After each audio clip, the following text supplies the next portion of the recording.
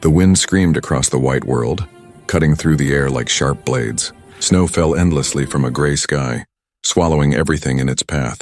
The planet was frozen, quiet, and merciless. Ethan Cole moved through the storm, his heavy boots sinking into the deep snow. His suit was built for survival, but even it struggled against the biting cold. He had lost contact with his ship hours ago.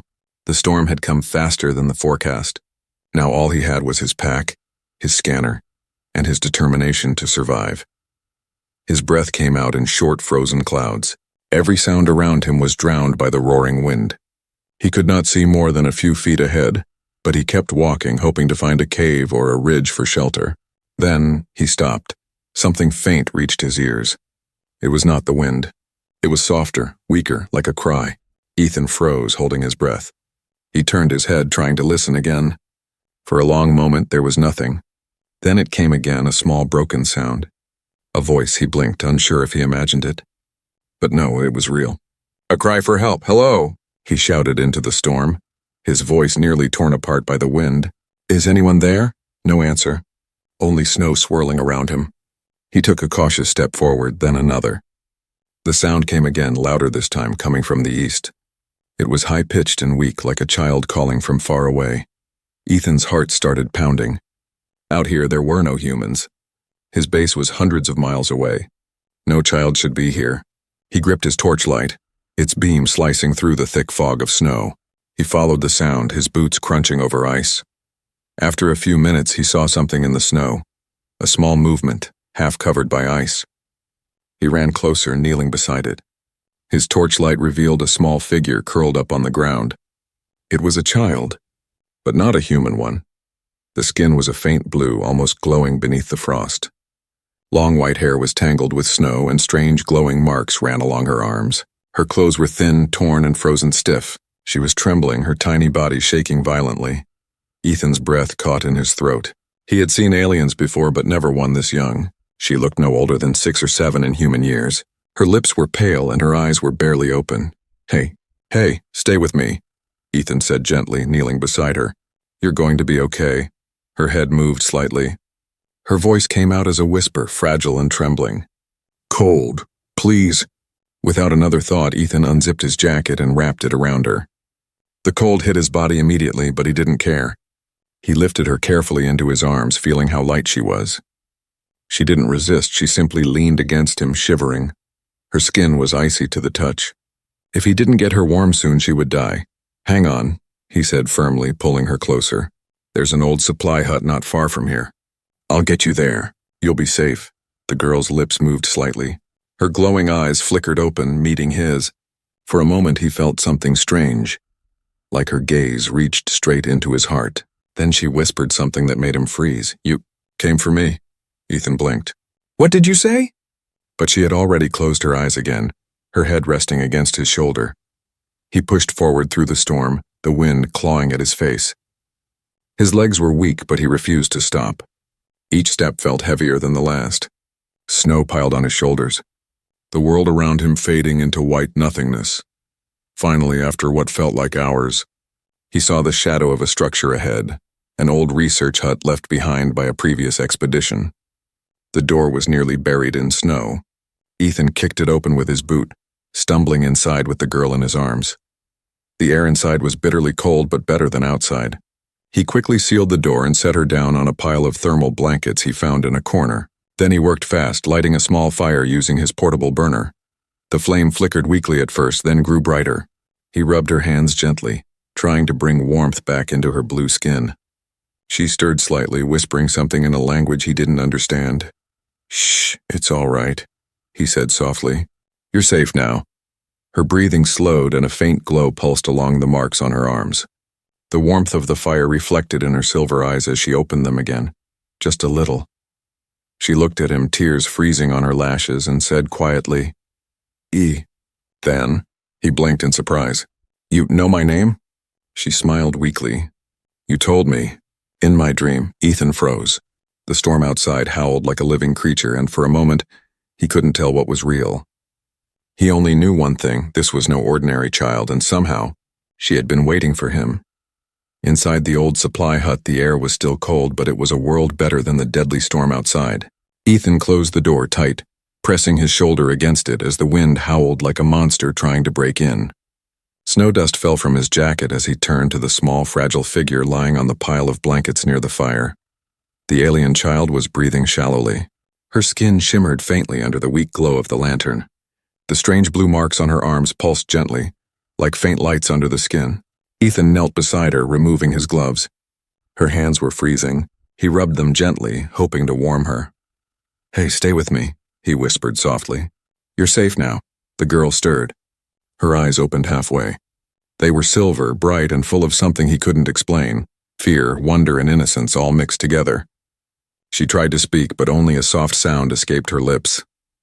"Don't talk," Ethan said, feeding another piece of wood into the fire. "Just rest. You're going to be okay." He opened his emergency pack and took out a thermal blanket, wrapping it tightly around her small frame. Then he pulled out a metal container of nutrient broth, heating it carefully above the fire. The smell filled the air, mixing with the faint metallic scent of alien dust and melting snow. When the broth was warm enough, he lifted her gently and pressed the container to her lips.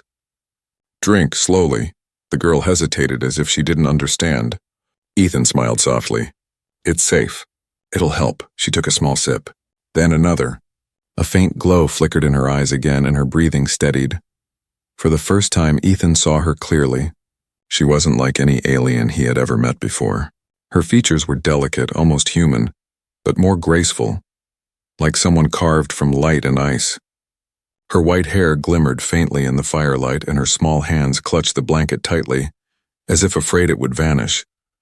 "What were you doing out there?" Ethan asked quietly, even though he knew she couldn't answer. She looked at him, then at the fire, her eyes wide with wonder. It was as if she had never seen flame before. She reached out a trembling hand toward it, stopping just short of touching it. "Warm," she whispered softly, almost as if tasting the word for the first time. Ethan nodded, smiling faintly. "Yeah, warm." She looked back at him then, studying his face closely as though trying to remember something. Then, she murmured again, her small voice echoing through the silent hut. Hearing her say his name made him pause. He hadn't told her, not once. Yet she said it perfectly. "How do you know my name?" he asked gently. She blinked slowly. "Dream," she said, closing her eyes. "You came from light." Ethan frowned, unsure what to make of it. A dream? A vision? Or something stranger? He sighed and tucked the blanket around her again. "Rest now. We'll talk later." Outside, the storm roared louder. The walls creaked. The temperature dropped again. Ethan checked his power meter. It was low. The heater would die in a few hours. He would have to move soon if they wanted to survive. As he prepared supplies, the girl suddenly sat up, her eyes wide and alert. "No," she whispered. "They come." Ethan froze. "Who?" She pointed toward the door with a trembling hand. "Hunters. They find me." Ethan quickly turned off his lantern and grabbed his scanner. A few seconds later, faint energy readings appeared on the radar, moving through the storm toward them. "How could they track us through this?" he muttered. The girl's voice trembled. "They feel my light." "They always feel it." Ethan's heart raced. Whoever these hunters were, they were close and not human. He looked at the child again. Her fear was real. Whatever she had escaped from, it wasn't something small. He checked his blaster, making sure it was loaded, and whispered, "Stay quiet." "Don't move," she nodded, her eyes wide and shining in the dark. The sound of footsteps echoed faintly outside the hut. Heavy, metallic, not the sound of a human boot, but of something armored. Ethan crouched near the door, hand on his weapon, his breath shallow. Through a crack in the boards, he saw a faint blue light moving across the snow. Searchlights. The girl suddenly touched his arm. Her small fingers glowed faintly. "Please," she whispered, "don't let them take me. They hurt the ones who care." Those words struck him hard. He looked into her eyes and saw tears forming there, freezing as they fell. He swallowed hard. "I won't let them take you." The storm screamed again outside, but Ethan didn't feel the cold anymore. He felt something else, something fierce, human, and unshakable. He had only met this child minutes ago, but already, something in his heart told him this wasn't just a rescue. This was destiny. He slowly turned toward the door and whispered, "If they want her, they'll have to get through me first." And outside, the shadows moved closer. The sound outside grew sharper, metal striking against ice, footsteps heavy and in rhythm. The storm could not hide it anymore. Something or someone was searching. Ethan moved to the narrow window, brushing away frost with his glove. Through the swirling snow, blue lights flashed and vanished. He counted 3, maybe 4 figures moving slowly, scanning the ground. He crouched back beside the fire, lowering his voice. "They're close," he whispered. The alien girl clutched the blanket to her chest. The soft glow from her skin grew brighter with every pulse of fear. "They smell light," she said in a trembling tone. "My mother's guards, they always find me." Ethan stared at her. Guards? If they were guards, why would she be afraid of them? He didn't have time to ask. The beam of light swept across the hut's window, lingering for a second. His heart stopped. Then the beam moved on. He grabbed his pack and whispered urgently, "We can't stay here." She shook her head weakly. "Storm kills." "It'll kill both of us if they get in," he replied. The child looked toward the fire, her small hands shaking. "Fire shows them where I hide." Ethan understood instantly. He kicked snow onto the flames, smothering the light. The hut fell into darkness, lit only by the faint silver glow from her skin. He covered her in a dark thermal sheet, hiding the light as best he could. The sound of boots grew louder. One of the figures outside called something in a harsh, echoing alien voice. A second voice answered from farther away. Then came the metallic sound of a door handle being tested. Ethan raised his blaster, breath held. The door creaked but did not open. A few seconds passed that felt like an eternity. The footsteps moved away again, fading slowly into the wind. He let out a shaky breath. "That was too close." The girl's voice came out small and frightened. "They come again. Always come again."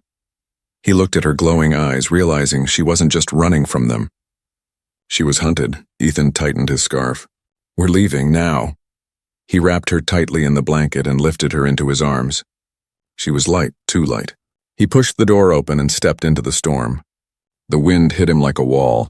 Snow blew sideways, cutting at his skin. But at least the hunter's lights were moving in the opposite direction. He moved fast, using the storm itself as cover. Every step was a battle. His visor fogged. His scanner blinked red with low power, but he kept going. The girl's head rested against his shoulder and her faint voice whispered near his ear. "Ethan, why help me?" He almost laughed through the pain. "Because that's what humans do. We help." She was quiet for a moment. Then she said softly, "My people don't help. They only take," he frowned. "Then maybe it's time someone showed them another way." They moved across the white plain until the old hut disappeared behind them. Ethan's scanner showed a faint hollow ahead, an ice ridge that might hide a cave. He aimed for it, pushing through knee-deep snow. His legs burned, but the thought of those armored figures behind them gave him strength. When they finally reached the ridge, he found a small crevice almost hidden by a sheet of ice. It was narrow, but enough for them to squeeze inside. Once in, the wind softened and the howling turned to a distant echo. He set the girl down carefully, brushing snow from her face. Her breathing was uneven again and her glow flickered weakly. "You're freezing," he said. "Don't fall asleep." Her eyes fluttered open. "You cannot stay near me," she whispered. "They will follow my heart light until it dies." Ethan shook his head. "I'm not leaving you." A faint smile touched her lips. "Human hearts are strange." He smiled back, though his hands were shaking. "You'll get used to it." Outside, a deep rumble shook the ice. He froze. Through the crack in the wall, a new light appeared, red this time, powerful and steady. A ship engine. The hunters had brought reinforcements. He checked his gear. Low energy, no radio signal, no backup. Just him, a lost child, and a storm full of enemies. The girl looked up suddenly, fear vanishing from her face. "Wait," she said. "I can hide us." Before Ethan could ask how, she placed her hand against the icy wall. A soft wave of light spread from her palm, shimmering through the ice like liquid stars. The cave dimmed, then went completely dark. The ship's red beam swept past, but this time it didn't stop. It moved on, searching elsewhere. Ethan stared at her in wonder. "How did you do that?" She leaned back, exhausted. "My kind bends light. I made us part of the snow." He sat beside her, speechless. In a single night, his world had changed, from survival to protecting a being who could do things beyond understanding. The storm began to calm outside. For the first time, silence returned. Ethan looked down at her as she drifted into sleep. He whispered quietly, "Who are you really, little one?" She didn't answer. But in her sleep, she whispered one word that sent chills through him. Princess. Ethan's eyes widened. He looked toward the storm again, realizing the truth. He hadn't rescued a lost child. He had taken the daughter of an alien ruler, and now every hunter on the planet would come for them. The cave gave them only a short rest. By morning, the storm had weakened, but danger had not. The air outside was still bitter and sharp, and the ground glowed faintly under two pale suns rising beyond the white horizon. Ethan stood near the entrance, scanning the landscape. The snow had settled, leaving deep tracks where they came from, tracks that anyone could follow. He glanced back at the small alien girl sleeping beside the rock wall. She looked peaceful. Her silvery hair spread like snowflakes on the dark blanket. The glowing marks on her arms had dimmed, but her breathing was steady. For the first time, she didn't look afraid. Ethan knew he couldn't stay here. The hunters would find the trail soon. He pulled on his gloves, checked his blaster, and looked once more at his power meter. Only 12% left. Enough for a few hours if he was careful. The girl stirred and opened her eyes slowly. "You didn't sleep," she whispered. Ethan smiled faintly. "Couldn't. I had to make sure the monsters didn't come back." She tilted her head. "You call them monsters?" "Well," he said, "anyone chasing a child through a snowstorm isn't exactly a friend." She hugged the blanket tighter. "They were my mother's guards." That made Ethan pause. "Your mother?" She nodded. "She rules the Illyrian Empire. I am her daughter." Ethan blinked. He had guessed it, but hearing it from her lips still sent a chill through him. "You're a princess," he said quietly. "I was," she said softly, "but I ran away. My mother wanted to use me to control others. She said my light could command minds. I didn't want to hurt anyone." Ethan felt a knot in his chest. "So they're not rescuing you. They're hunting you." The girl's silver eyes filled with tears. "They want to take me back. They will punish you for helping me." Ethan knelt beside her, placing a hand on her shoulder. "Let them try." She looked up at him. "You don't understand their power." "Maybe not," he said, standing and shouldering his pack. "But I understand something stronger. Doing what's right." He offered his hand. "Come on, princess. We need to move." She hesitated before taking his hand. Her fingers were small, warm and soft. "My name is Lyra," she said quietly. "Lyra," he repeated. "That's a beautiful name." Outside, the snow stretched endlessly, glittering under the light of twin suns. Ethan led her down the ridge, careful not to leave sharp footprints. The wind had quieted, but in the distance faint shadows moved, dark specks on the white plain. He knew what they were. The hunters had found their trail. "Stay close," he said. "We'll head toward the canyon." "My ship's not far past it." They began the long trek across the frozen wasteland. Every gust of wind burned their faces, but Ethan didn't slow down. He could feel his energy draining, his legs aching, but the thought of leaving her behind never crossed his mind. As they walked, Lyra glanced at him and whispered, "You humans. You risk much for someone you don't know." Ethan smiled slightly. "Sometimes it's not about who we know, it's about who needs help." Her gaze softened. "That's why your heart shines." He raised an eyebrow. "Shines?" She nodded. "I can see it. Your heart has light brighter than mine." He chuckled, unsure what to say. But before he could respond, a loud blast echoed behind them. Snow erupted into the air as something hit the ground close by. A glowing spear of energy sizzled into the ice. "They found us!" Ethan shouted. Lyra gasped and clung to his coat. He grabbed her hand and ran, the snow crunching under their boots. Another shot hit nearby, throwing shards of ice into the air. The hunters were faster than he expected, sleek black armor reflecting the sun's light, their visors glowing blue. Ethan ducked behind a mound of frozen rock, breathing hard. "We need cover," he said between breaths. "There." Lyra pointed toward a cluster of jagged ice formations ahead, shaped like glass towers. They sprinted toward them. Energy blasts followed, carving deep holes into the snow. When they reached the formations, Ethan pulled Lyra behind a tall crystal of ice. It shimmered with faint blue veins, beautiful and dangerous. Ethan checked his blaster. 2 charges left. That's all. Lyra looked frightened, but then something changed in her eyes. "I can help," she said softly.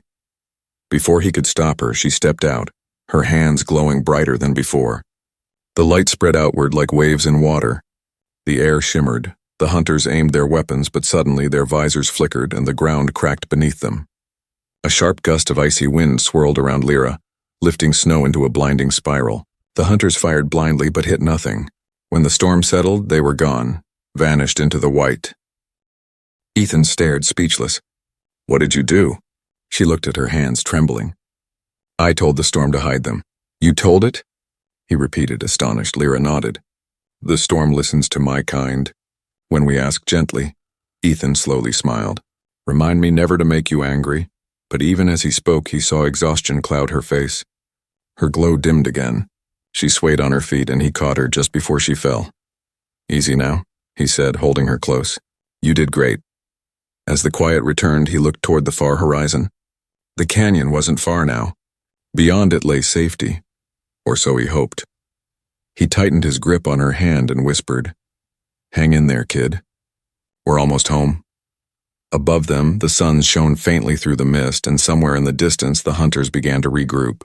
The chase was not over, only paused. Ethan knew one thing for sure. This frozen planet would never forget the man who defied its storm to protect an alien princess. The canyon was quiet. Too quiet. The wind here was softer, whispering through narrow cliffs of blue ice that stretched high above. Ethan guided Lyra along the frozen path, their boots crunching softly on the thin layer of snow. The air smelled cleaner here, untouched by the storm's rage, but he didn't relax. He knew danger could still find them. They stopped near a rock overhang that offered some shelter. Ethan helped Lyra sit down and started unpacking what little remained in his survival kit. 2 thermal patches, half a bottle of water, and 1 emergency ration bar. He broke the bar in half and handed a piece to her. "Eat this. It's not much, but it'll help," he said gently.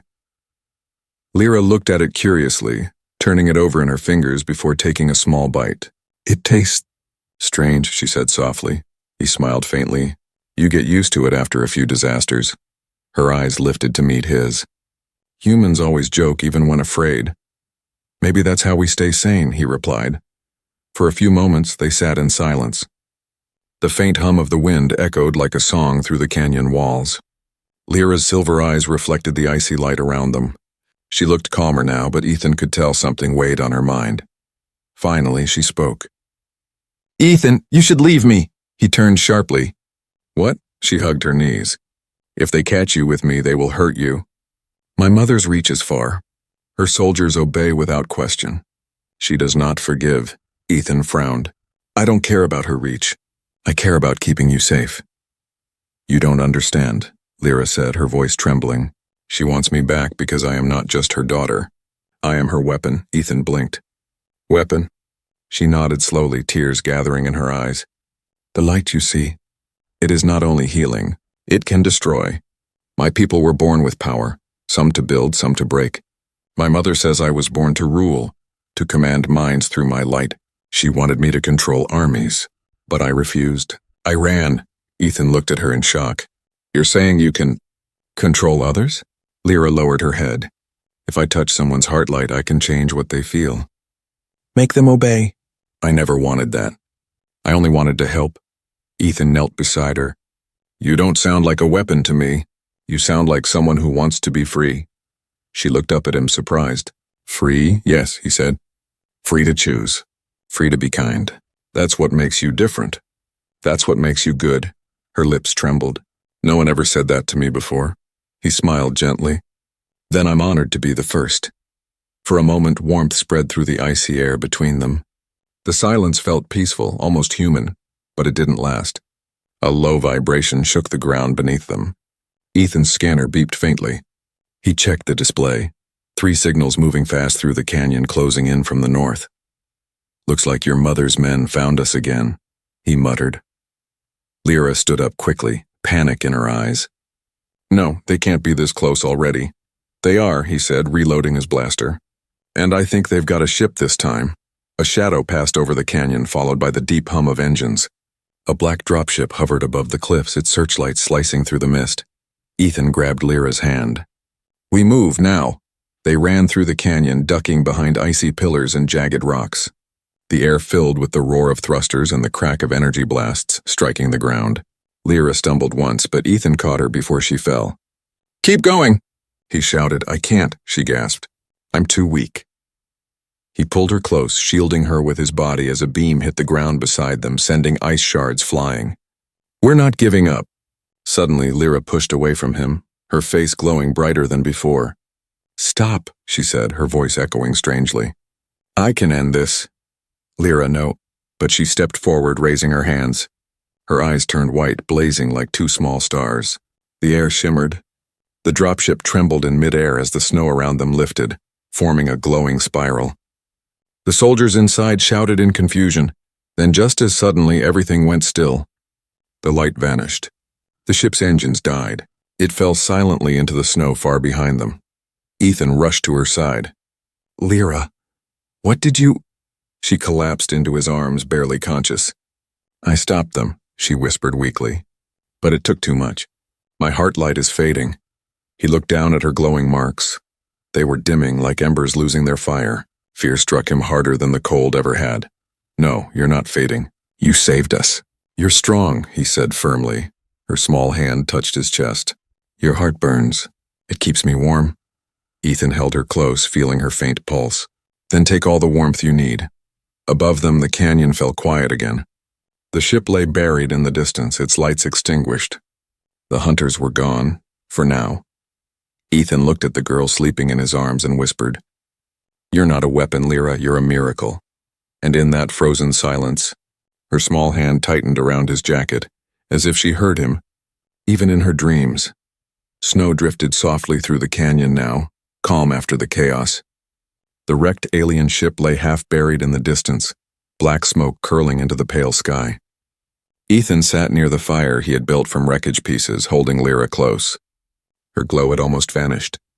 The strange markings on her arms were faint and dull, and her breathing came slow and uneven. He pressed another thermal patch over her chest, whispering softly, "Stay with me, kid. You hear me? Don't let the cold win." Lyra's eyes flickered open. "Cold doesn't scare me," she murmured weakly. "It's quiet here. I like it." "Quiet isn't good," Ethan said. "Quiet means you're slipping," she smiled faintly. "You worry too much," he shook his head. "That's what humans do. We worry, we fight. We keep each other alive." The wind carried the faint sound of metal creaking, the remains of the downed ship shifting under the snow. Ethan looked up sharply, scanning the area. His blaster rested across his lap, but his energy meter was flashing red. One shot left. He glanced at his wrist tracker. It blinked faintly, showing a human beacon signal approaching from the east. A rescue craft, maybe. His heart leapt, but his caution held firm. "Hang on, Lyra," he said quietly. "We might have help coming." Her weak voice trembled. "Human help?" "Yeah, my people." Lyra's expression changed. "You can go with them." "Leave me here." "It's safer," Ethan frowned. "Not a chance. I said I wouldn't leave you." "But they'll see what I am," she whispered. "They'll be afraid." He hesitated. She was right. Humanity's first contact with a Lyran royalty, especially one who could stop ships with her mind, would not end peacefully. But he couldn't just abandon her to die. "Then we'll hide you," he said. "We'll find another way." She reached out weakly, her hand glowing faintly as she touched his cheek. "Why are you kind, Ethan?" He smiled sadly. "Because the universe has enough cruelty. Someone has to push back." Before she could answer, the wind shifted again. A sound filled the canyon, a deep mechanical hum. Ethan's eyes widened. A ship was descending. The snow whipped up around them as engines roared above. "Stay still," he said, covering her with his cloak. "Don't glow. Don't move." The craft landed a few meters away, its landing lights cutting through the mist. The human insignia was faint but clear, United Earth Expeditionary Corps. Relief washed through him, but it didn't last long. The side hatch opened, and armed figures stepped out, their visors glowing red. Ethan's stomach twisted. These weren't explorers, they were soldiers. A tall woman in a heavy coat stepped forward, her voice sharp over the wind. "Ethan Cole? You're alive. Command thought you were gone." "Not yet," he said cautiously, "but we've got wounded here." Her eyes narrowed. "Your beacon shows 2 life signs. Who's the other?" Ethan hesitated. "A survivor. Just a kid." The woman gestured to her men. "Bring her out." He stepped protectively in front of Lyra. "She's injured. She needs rest." The woman's tone grew cold. "Show her, Cole." Ethan stood his ground. The soldiers raised their weapons. Lyra stirred beneath the cloak, sensing the tension. Her voice was small but clear. "They're scared," she whispered. Ethan whispered back, "Stay calm." But it was too late. The officer's scanner beeped as it detected energy coming from the blanket. "Alien signature," she said sharply. "Step away, Cole." Ethan's jaw tightened. "She's not a threat." "She's a Lyran," the officer snapped. "Do you realize what that means? They've been at war with our colonies for decades." "She's just a child," Ethan said firmly. "And she saved my life." Lyra looked at him, tears glistening in her silver eyes. "It's okay," she whispered. "You should go." Ethan turned to her. "Not happening." The soldiers aimed their weapons. For a tense moment, no one moved. The air between them was cold, sharp, and still. Then something incredible happened. Lyra rose slowly to her feet. The blanket slid off, revealing her glowing skin and trembling form. "Don't hurt him," she said softly. Her voice wasn't loud, but it carried through the air like a melody. The soldiers froze. Their hands shook slightly, and one of them lowered his gun without meaning to. The officer's face turned pale. What are you doing?" Lyra's light grew brighter, gentle but firm. "You feel it, don't you?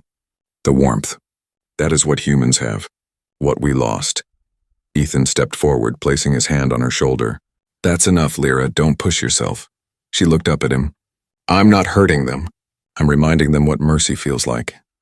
The soldiers slowly lowered their weapons. The officer stepped back, shaken, her voice unsteady. She's incredible." Lyra's glow flickered again. She stumbled and Ethan caught her just before she fell. Her small body felt lighter than ever. "Lyra, stay with me," he whispered. She smiled faintly. "See? Even your heart light is stronger than mine." The officer stepped closer carefully. "We'll take you both aboard. She needs medical care." Ethan looked into her eyes and saw no more hostility, only awe. "If you touch her, you treat her as one of us. Understand?" The woman nodded slowly. "Understood." As they carried Lyra into the ship, the wind outside began to rise again, whispering through the canyon walls. Ethan glanced back one last time at the frozen land. The storm had ended, but inside him something had awakened. A belief that even in the coldest worlds, the human heart could still bring warmth strong enough to melt fear, war, and hate.